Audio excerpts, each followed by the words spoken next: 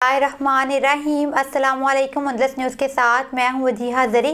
اندلس news میں خوش آمدید۔ خبر شامل کرتے ہیں شیخوپورہ سے۔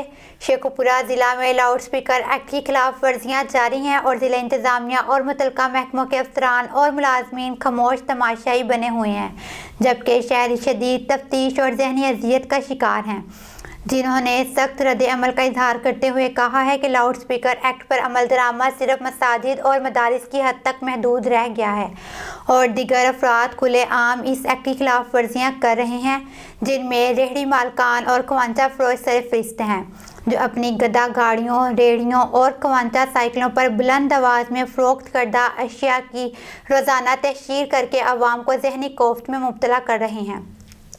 اسی طرح مختلف بازاروں اور مارکیٹوں میں موبائل سمز فروخت کرنے والے بھی لاؤڈ اسپیکر کے آزادانہ استعمال کر رہے ہیں، جبکہ ملٹی نیشنل کمپنیوں کی مصنوعات کی تشہیر کرنے والی گاڑیوں بھی آئے روز شہری آبادیوں میں مختلف مقامات پر کھڑی کر کے بلند آواز میں تشہیر ٹیپس چلا رہی ہیں۔ رہی صحیح کسر موٹر سائیکلز رکشہ ڈرائیورز نے نکال دی ہے، جو دوران سفر سڑکوں پر بلند آواز میں فاحش گانے چلانا معمول بنائے ہوئے ہیں۔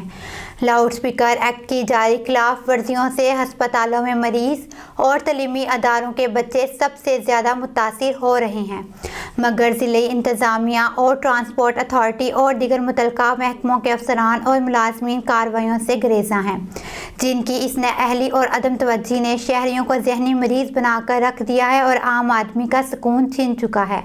شہریوں نے ڈپٹی کمشنر شاہد عمران مارٹ سے فوری نوٹس لینے اور کارروائی کا مطالبہ کیا ہے، جبکہ ضلع انتظامیہ کے ذرائع نے عدم توجہی اور غفلت اور کارروائیوں سے گریزاں ہونے کے الزامات کی تصدیق نہ کی ہے۔